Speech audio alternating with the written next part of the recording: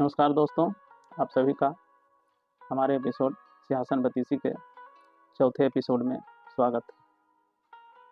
आज हम आपको अपने चौथे एपिसोड में यह बताएंगे कि तीसरी पुतली सत्यभामा ने राजा भोज से क्या कहा और उन्हें कौन सी कहानी सुनाई।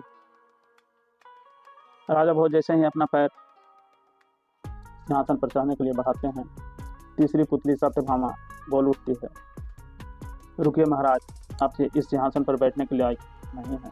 आप इस सिंहासन पर तभी बैठिएगा जब आप राजा विक्रम के समान वीर और दानी होइएगा।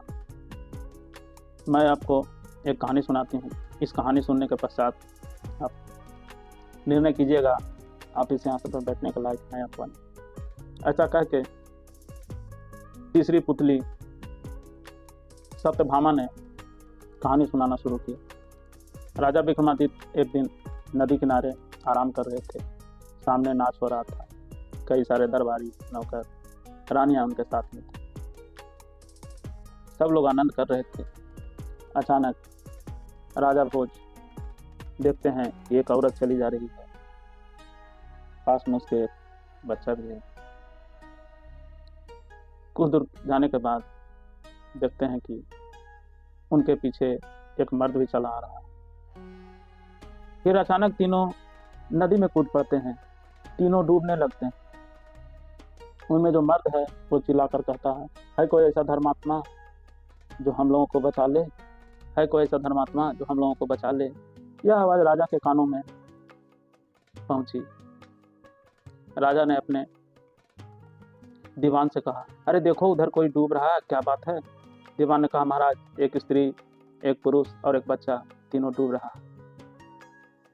अब राजा तेजी से तीनों को बचाने के लिए दौड़े। उनमें से जो मर्द था वो बार बार चिल्ला रहा था, है कोई ऐसा धर्मात्मा जो हम तीनों को डूबने से बचा ले। राजा राजसी वस्त्र पहने ही बिना देर किए तत्काल नदी में कूद पड़े। नदी में जाकर उन्होंने एक हाथ से बच्चे को पकड़ा, एक हाथ से औरत को पकड़ा। जो मर्द था वो इनके गले से लिपट गया। राजा ने पूरा जोर लगाया, तीनों को लेकर नदी के किनारे चले आए, लेकिन राजा का कोई भी जोर काम नहीं आया। अब राजा खुद भी डूबने लगे। जब राजा खुद भी डूबने लगे तो उन्होंने देवता का स्मरण किया। कहा, महाराज देवता, मैंने धर्म का काम किया है, जीवन में कभी अनीति नहीं किया है। अगर मैंने धर्म का काम किया हो, धर्म कमाया हो, तो आप मेरी मदद कीजिए। फिर इसी बीच अचानक उन्हें अपने वीरों अगिया और कोयला की याद आ गई। उन्होंने तत्काल उसका स्मरण किया। स्मरण करते ही दोनों वीर अगिया और कोयला हाजिर हो गए। उसने चारों को उठाकर नदी के किनारे ला दिया। अब राजा ने उस आदमी से पूछा, तुम नदी में क्यों कूदे थे? खुद कूदे तो कूदे ही, पत्नी और बच्चों को भी कुदा लिए। उस युवक ने कहा, महाराज, हम लोग ब्राह्मण, हम लोग भीख मांगते मांगते तंग आ गए। हमें निर्धनता इतनी अधिक है कि हम लोगों को भोजन भी नहीं मिल पाता है। इस नगर के लोग भी स्वावलंबी हैं, इस कारण से हम लोग को कोई काम भी नहीं देता। अब भूखे पेट हम लोग बचकर भी क्या करें।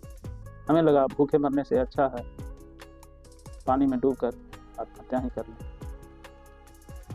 लेकिन जब जान जाने लगी तो जान सबको प्रिय होता है महाराज।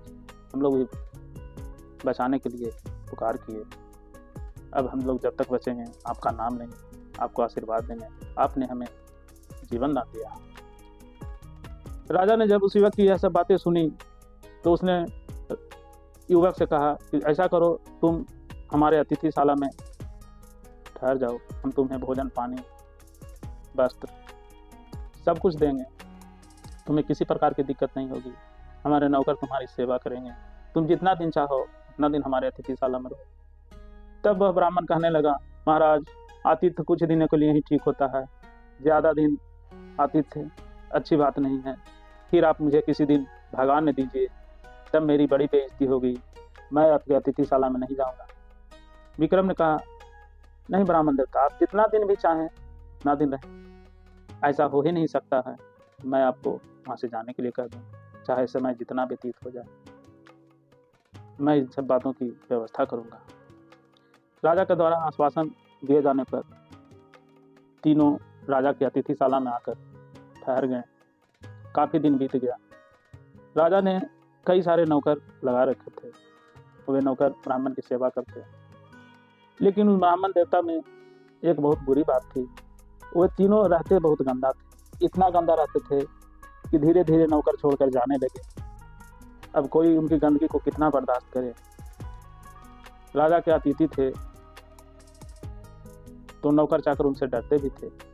धीरे धीरे सारे नौकर चले गए, एक भी नौकर ब्राह्मण देवता की सेवा में नहीं रहा। जब राजा को यह बात पता चली तो उन्होंने निश्चय किया क्या वह खुद इनकी सेवा करें। उस दिन से राजा ने खुद सेवा करना शुरू किया। ब्राह्मण देवता तीनों प्राणी, पत्नी और बच्चे, स्वयं ब्राह्मण भी पूरा कोशिश करते थे कि राजा किसी बात से नाराज हो जाए और उनको कहे कि वो यहाँ से चले जाएं। अब संभव नहीं है उनकी सेवा करना, उनकी व्यवस्था करना, लेकिन विक्रम ऊप तक न करता। जब सारे प्रयासों के बाद भी ब्राह्मण देवता ने यह देख लिया कि यह आदमी मुझे जाने के लिए नहीं कहा, तो एक दिन तो उन्होंने हद ही कर दिया। उन्होंने अपने शरीर पर मल लगा लिया, जिसे विष्ठा भी कहा जाता है। और जब राजा उनकी सेवा में आए तब ब्राह्मण देवता ने कहा, राजा आप मेरे इस विष्ठा को साफ कीजिए और मुझे नहला धुला कर अच्छे वस्त्र पहनाइए। ब्राह्मण देवता ने सोचा था आज तो पक्का यह विक्रम मुझे भगाएगा, लेकिन आश्चर्य की बात, विक्रम ने निश्चय किया कि वह ब्राह्मण देवता के शरीर पर लगे हुए विष्ठा को भी साफ करेंगे और साफ करने के बाद उन्हें नहला धुला कर अच्छे अच्छे वस्त्र पहनाएंगे। ज्यों ही राजा विक्रम ब्राह्मण देवता की विष्ठा को साफ करने के लिए आगे बढ़ते हैं, त्यों ही चमत्कार होता है। उस ब्राह्मण देवता की जगह पवन देवता प्रकट होते हैं, उनकी पत्नी प्रकट हो जाती है और उनके बच्चे प्रकट हो जाते हैं। और वो कहते हैं, विक्रम तुम धन्य हो, जैसा तुम्हारे बारे में सुना था वो वैसा ही पाया। मैंने तुम्हारी आतिथ्य स्वागत के बारे में काफ़ी कुछ सुन रखा था। इसी बात की परीक्षा लेने के लिए मैंने यह सब स्वांग रचा था। मैं नदी में इसलिए कूदा था ताकि मैं यह जान सकूं कि तुम राजा हो तो प्रजा को केवल धन दान से दे सकते हो या फिर अपने प्रजा के लिए तुम प्राण देने का साहस भी रखते हो। उस परीक्षा में भी तुम सफल रहे। फिर मैंने तुम्हारी परीक्षा ली कि तुम अतिथि का स्वागत करने में कितना आगे हो, कहीं तुम ऊब तो नहीं जाते हो। तुमने यह परीक्षा भी पास कर ली। अब मैं तुमसे बहुत ही खुश हूँ। तुम चाहो तो मुझसे कोई वरदान मांग लो। तब राजा विक्रमादित्य ने कहा, महाराज आपका दिया सब कुछ मेरे पास है, मुझे आपसे कुछ भी मांगने की आवश्यकता नहीं है। आप प्रसन्न हैं, यही मेरे लिए बहुत बड़ी बात है। राजा भोज को यह कहानी सुनाकर तीसरी पुतली सत्यभामा ने कहा, क्या राजा भोज आप में है इतना सामर्थ्य कि आप अपने प्रजा के लिए अपने प्राण संकट में डाल सकते हैं, या फिर आप अपने अतिथि के शरीर पर लगा हुआ विष्ठा को साफ कर सकते हैं? अगर आप में इतना सामर्थ्य है तो आप इस सिंहासन पर बैठने के लायक हैं, अन्यथा आप इस सिंहासन पर मत बैठिए, वरना आपका वंश समेत नाश हो जाएगा। पुतली की यह बात सुनकर राजा भोज सोच में पड़ गए और वह दिन उनका सोच में ही गुजर गया और उन्होंने निश्चय किया कि अब अगले दिन मैं इस सिंहासन पर बैठूंगा। जो लोग अभी हमारे चैनल को देख रहे हैं और चैनल को सब्सक्राइब नहीं किए हैं वो कृपया इसे सब्सक्राइब कर दें, और जिन्होंने चैनल को सब्सक्राइब कर लिया है वो इसे लाइक, कमेंट और शेयर करें। धन्यवाद।